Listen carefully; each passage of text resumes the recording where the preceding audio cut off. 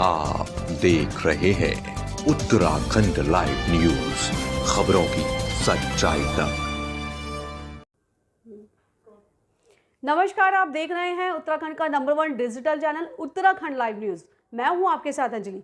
चलिए आपको दिखाते हैं कौन सी रही अभी तक की वो बड़ी खबर जो आपके लिए जानना है जरूरी।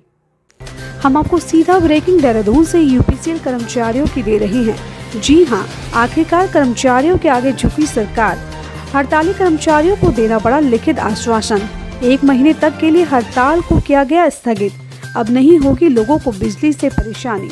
ऊर्जा कर्मचारियों की ओर से बड़ी राहत की खबर सामने आ रही है कि हरक सिंह रावत से वार्ता के बाद जब ऊर्जा कर्मचारी संघ के अधिकारी मान गए हैं और उन्होंने हड़ताल खत्म करने का ऐलान किया है, लेकिन संघ के नेता व हड़ताल वापस लेने के फैसले का बिजली कर्मचारी पुरजोर विरोध कर रहे हैं। हड़ताली कर्मचारी माने जाने की हड़ताल अड़े हुए हैं।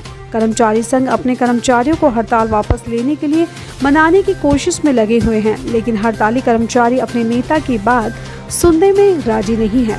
थोड़ी देर पहले ही ऊर्जा मंत्री हरक सिंह रावत की ऊर्जा विभाग के कर्मचारियों संघ अधिकारियों संघ वार्ता की गई। वार्ता में हरक सिंह रावत ने 1 महीने का समय मांगा। मंत्री हरक सिंह रावत ने कर्मचारियों को आश्वासन किया कि उनकी वजीब मांगों को मान दिया जाएगा। हरक सिंह रावत के आश्वासन के बाद संघ हड़ताल खत्म करने के लिए मान गए, लेकिन संघ के नेताओं को अपने ही कर्मचारियों का विरोध का सामना करना पड़ा। कर्मचारी लिखित आश्वासन दिए जाने की मांग पर अड़े रहे। वहीं देर रात आखिरकार कर्मचारियों के आगे सरकार को झुकना पड़ा और कर्मचारियों को लिखित आश्वासन देने का पड़ा। जब जाकर कर्मचारी मान गए और 1 महीने तक के लिए हड़ताल को स्थगित कर दिया। उत्तराखंड लाइव न्यूज के लिए देहरादून से प्रियंका रावत की रिपोर्ट।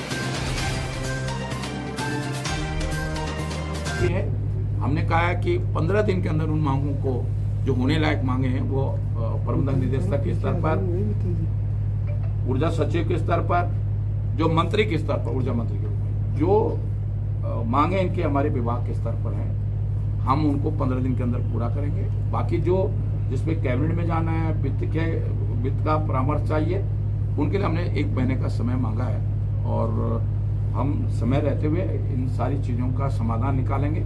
जो नहीं कर पाएंगे हम माफ़ी मांग लेंगे, इनसे समझाएंगे कि भाई ये चीज़ इसलिए आपकी नहीं हो सकती है। और वो भी मुझे मालूम है कि जो चीज़ नहीं हो सकती वो भी समझते हैं। और कोई मैं हमारे कर्मचारियों का आभारी हूँ कि वो उनका, मैं तो बहुत प्रतिनिधिमंडलों से पिछले 30 साल में बातचीत की है, लेकिन इतने स्वार्थपूर्ण ढंग से, इतना तार्किक ढंग से, इतना जिस तरह अपनी बात इन्होंने रखी है, मुझे खुशी है कि हमारे ऊर्जा विभाग के सभी कर्मचारी लोग बड़े उत्साहित हैं, बड़ा इनके अंदर ऊर्जा है और इसलिए हमने भरोसा दिया है और इसलिए आज उन्होंने कहा है कि हमने हड़ताल वापस ले लिए।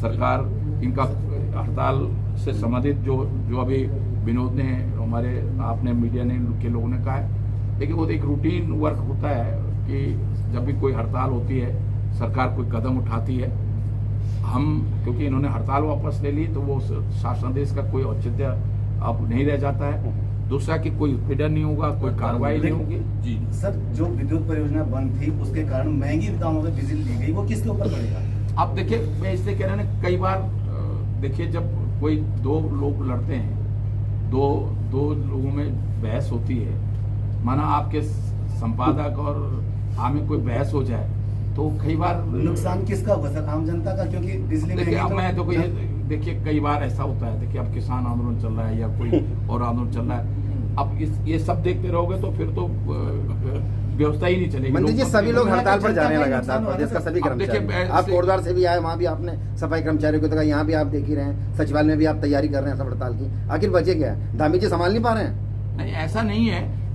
देखिए एक तो सुन, मैं कई चीजें हैं। एक तो सरकार जब भी, मैं कोई आज की बात नहीं है, मैं बता रहा हूँ, मेरा 30 साल का अनुभव, जब चुनाव नजदीक आते हैं तो सारे संगठन के लोग जो उनकी लंबी मांगे होती हैं, उनको लगता है कि भाई इसमें सरकार भी दबाव में रहेगी, सब जल्दबाजी में होते हैं और आप मीडिया के लोग भी जल्दबाजी में। और अगर हड़ताल नहीं होते तो आपके 2-3 दिन से मैं सोचता हूँ आपको भी तो खबर मिले ना, तो कभी जनता का तो नुकसान हुआ था, महंगी बिजली जो खरीदी गई। एक चीज सुनो, आप एक चीज सुनो। अभी के लिए फिलहाल इतना ही काफी। बने रहिए उत्तराखंड लाइव न्यूज के साथ।